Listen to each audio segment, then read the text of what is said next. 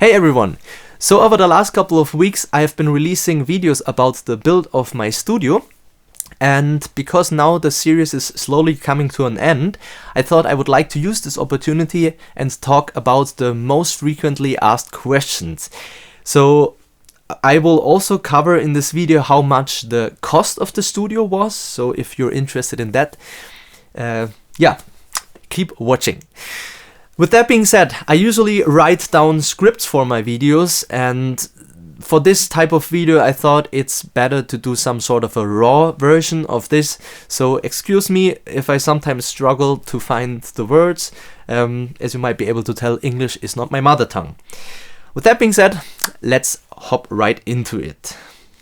So, Roy's Fiegler, by the way, sometimes I have to check, yeah, still recording. Roy's Fiegler is asking, looks fantastic, thank you man.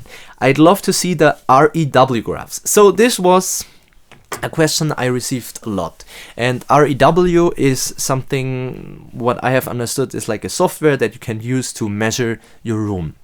So something about my studio, I did not plan the acoustics, and I'm not really into this as well. So because I am like a musician that composes, I play music, I make videos, I edit videos, I do all these things.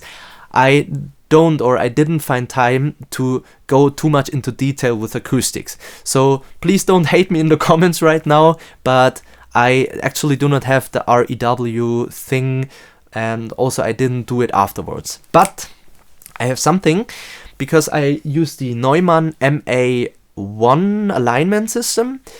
I have like a graph that shows the I will show it on the screen right now. So this graph shows some sort of acoustic things, and yeah, maybe someday when I can afford my acoustician to come back, then I will pay him to do another measurement of the room, and then I will release it as a video. If you're interested, write it down in the comments. Okay, Jurgasja says, as an ordinary YouTube scroller, I don't really care about how it performs, but it looks awesome. Congrats. Yeah, thank you so much. And this is exactly what I aim for. It is not only a music studio, but it also is a video studio. So this whole thing for me should also be something, of course, that I feel comfortable with but also something that looks good on camera. So thanks for the comment. Jonathan Dishner says, where did you get the plans from? Yeah, is this like obvious? My mother owns a flower shop, so kind of like I asked her. That's the whole thing. Okay, Gabriel's music. How did you pour concrete in an upper apartment? What's the supporting materials underneath? So actually, when the professionals came around, by the way, the most of the things you see here is DIY, but I had some professionals, for example, doing the windows or doing the floor. And so when they came around, I wasn't here. It was my father, and he took some videos with his camera.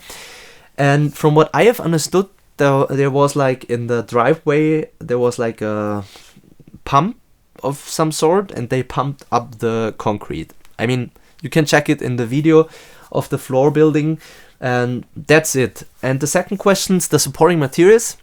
This is actually like an old structure made from wooden beams.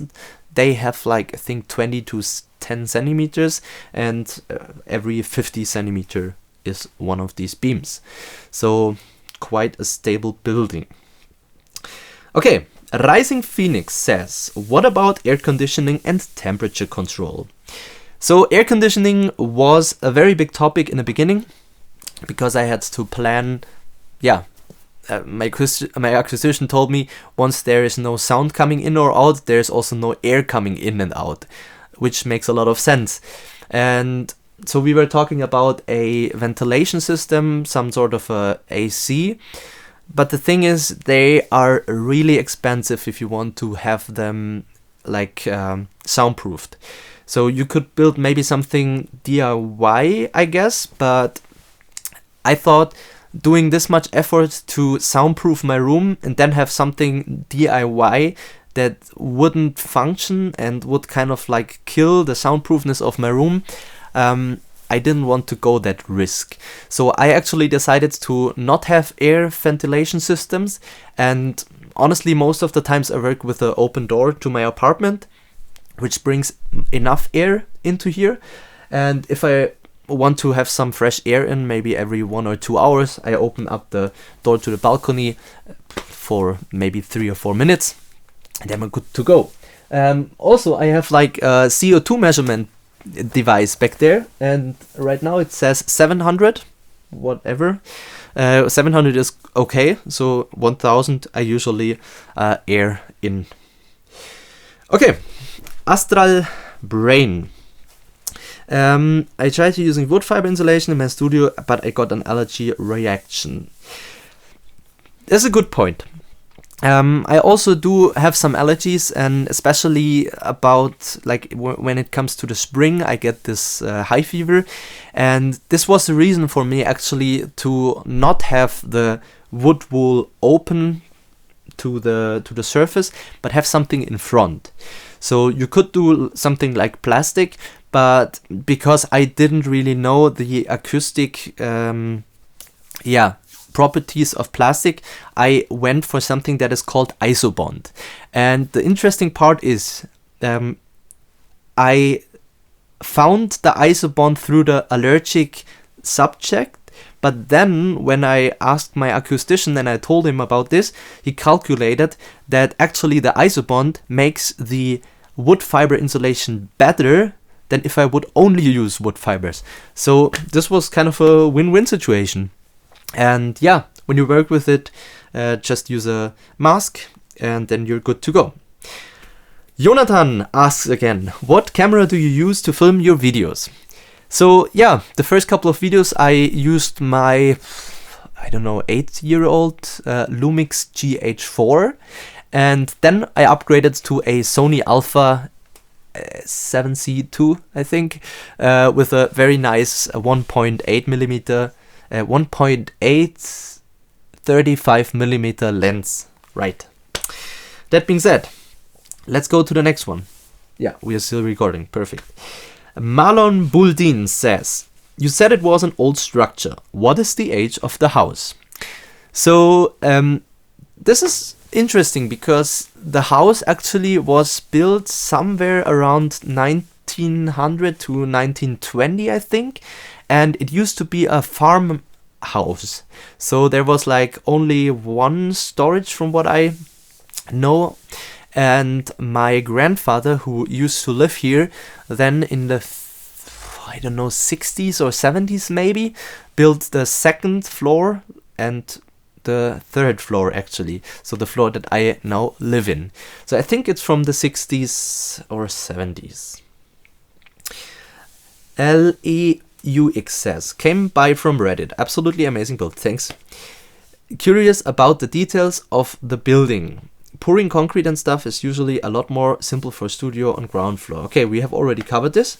You said you gotta go cycling at the end. Oh yeah, something that I really love to do is cycling. And he asks what bike I do have. This is off topic, but yeah, quickly. I have a Breezer steel bike for my bikepacking adventures.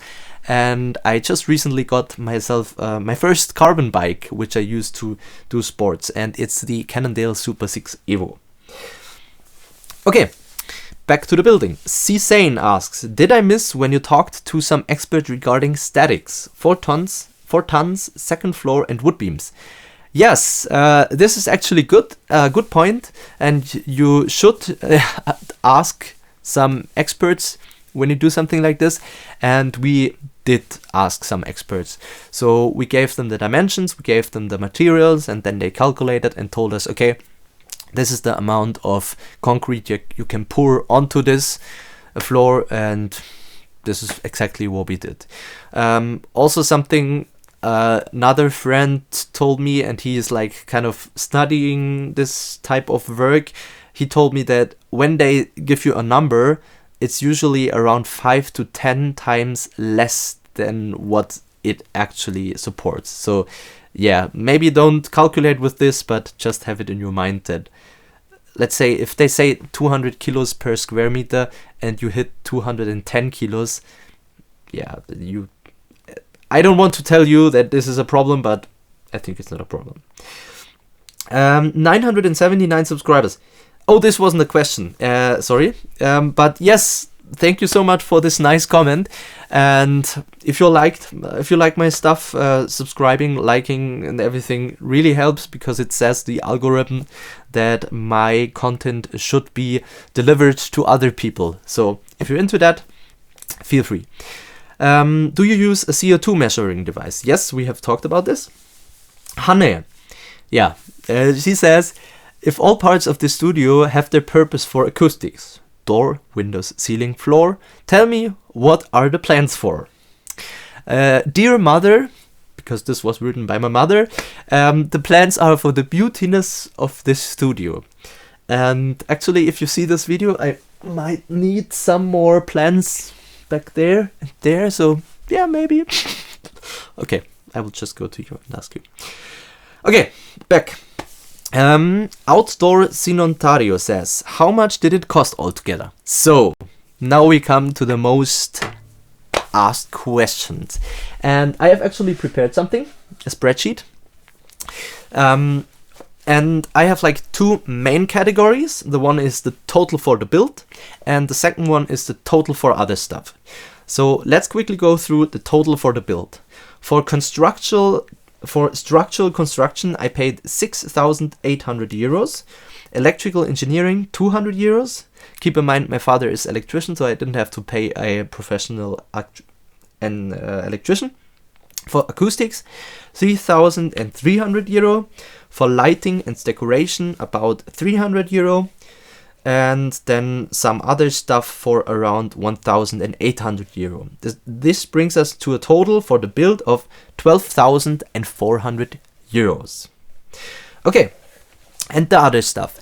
So, because I have not been doing this only since yesterday, but for a couple of years now, I have already had some stuff that I put into my studio.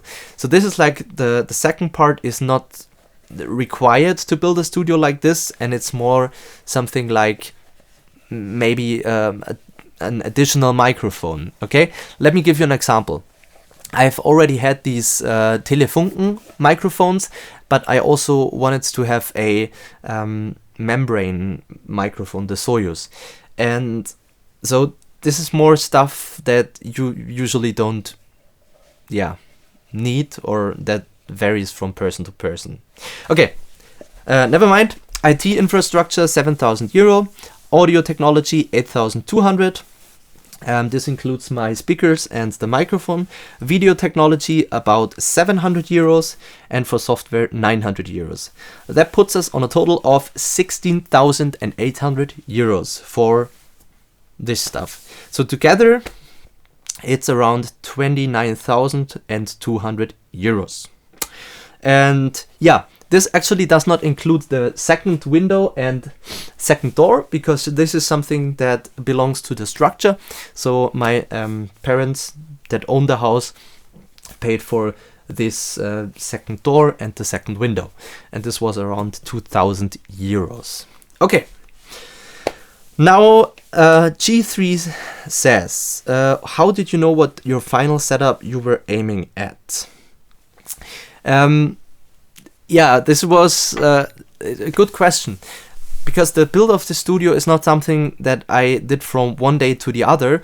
I have had a lot of studios in the past, and like small home studios, not the kind of this one, but I kind of developed the feeling for what I would need for my studio. And then also I spent some time in Los Angeles, and I saw other studios, I got inspiration, and then I just wrote down on a piece of paper what I would need and what I would like to have. And this is it. Evan Tan. Okay, we're still recording. Perfect. Evan Tan asks, may I ask what fabric do you use to cover the wall and ceiling absorbers? This is actually I think the standard fabric of akustikstoff.com. It's a German company, very nice people. Check their website. Can highly recommend it. Okay, Daniel says, did you work with a professional Yeah, that's That's an insider joke. My father is a professional electrician. Yes. Okay. Oh, there are a lot of questions. Interested in bass traps. Here, there we go. What problems did you encounter during the construction process? Like real problems, I don't remember any. No. The good thing is my father lives in this town now for I think 60 years, yeah, since he's born. So he knows a lot of people, and we have like there are a lot of experts in his friend group that I could just go to and ask for stuff. So I did not I didn't have to use the internet or like pay experts to ask to. So yeah, a huge thanks to everyone that helped me. But because I could ask people, there wasn't like really big problems. I struggled a little bit with the wood beams on the ceiling with the sanding thing, because this was really demanding. I remember it. And if I would do it again, I think I would just brush them instead of sand them, because this really like cost me 2 weeks and it was so demanding. Yeah, but other than that, no, I think no big problems. Happy Fish asks, when will you go for Dolby Atmos? Actually, I planned Dolby Atmos because I think it's a thing of the future, maybe someday.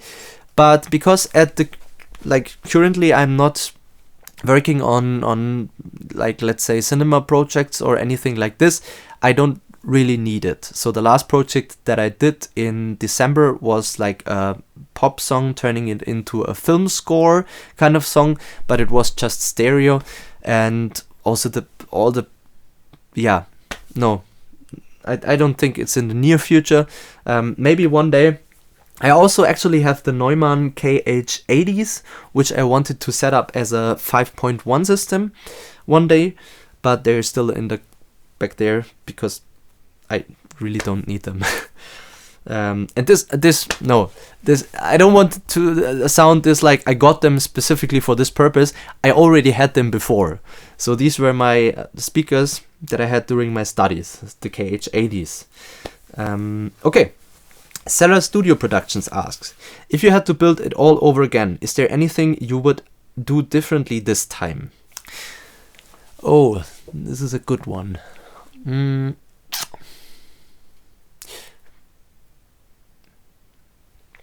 Yeah, sometimes I wonder if I would still build the wall high absorbers, or if I would go with the mounting absorbers on the walls.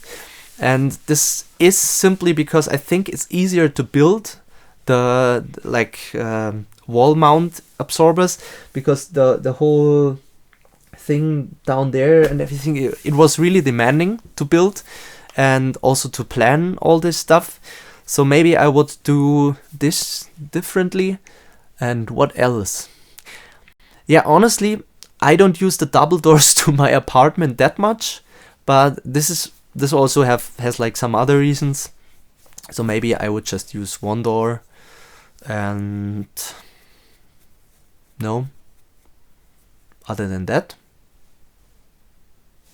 no, I think the rest would be the same. Okay, if you had only 10, 25, 50% of the budget you used for the studio, what parts of the build would you prioritize and which ones would you leave out to cut costs? That's a good one. I think I would definitely not build the QRD 40 and QRD 7. I would rather go with the Skyline diffusers because first of all, they really look cool. Do they look better? I don't know. But they are cheaper. They're way cheaper and way easier to build than the QRD 40. And to your question, if one had way less, I know people out there really strive for having the best speakers, but I think I would always cut the budget from my speakers and put, I would say, almost half of it into the acoustics. And I can say it because when I moved into this room, there was a time where I didn't have the absorbers, and I just placed my speakers in here, and I worked on a project, and it was so bad. I thought the KH310s are the worst speakers that I got. And once the acoustic was up, everything was like 200, 300 times better. Percent better, maybe not times.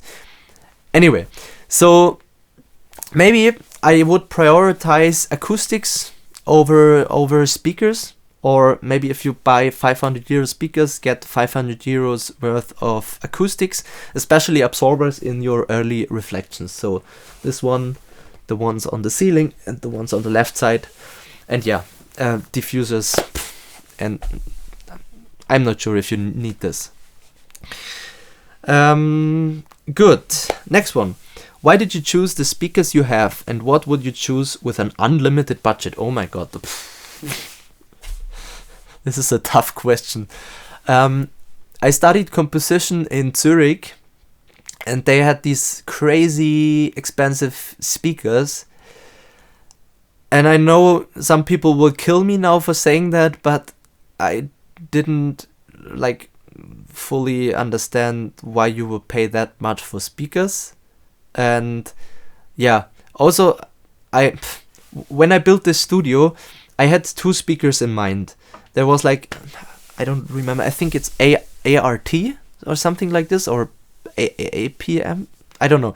I was in the studio of Benjamin Wallfish in Los Angeles, and he has this crazy Dolby Atmos setup with these speakers, and I actually wanted to get them. So when I came back to Germany and decided to build this studio, I was looking for them and compared them to the KH310 of Neumann. And I read so many articles about the difference between these two speakers, and I mean, they're half of the costs than the others. So I compared them, and like I got them, listened to them, and said that's perfect. And also keep in mind, I work in a music store part-time, so I have listened to other speakers, also to Genelec and all this stuff, and I'm just convinced of Neumann. I think for me that's the perfect choice. What's the main use, again Happy Fish, what's the main use of your studio? Mixing, mastering, songwriting, or something I haven't thought of? That's a good one. I'm not a mix engineer in any sense. I'm not a like professional mastering engineer in any sense, and I would say the biggest part can be songwriting and composing, which also nowadays include mixing, producing, and mastering. So I can do all these things, but it's not my main focus. So my main focus is composing music, songwriting, doing stuff, but also all the whole video stuff. So I think now it's almost more video than music, but it's videos about music, which I really like, and at least for now this completely feels right for me. And I also do have some videos that will be released where I put in my own music and where I composed music for the videos. And this is, I think, something that I might be able to do in the future. Maybe once the workload is a little bit distributed, that I can also compose the music for my own videos, or at least parts of it. So yeah, this is something I would really like to do. Okay. I think this kind of wraps it all up. If you like this video, feel free to subscribe. And if you didn't watch my studio build series yet, click here. That being said, have a great evening and bye bye.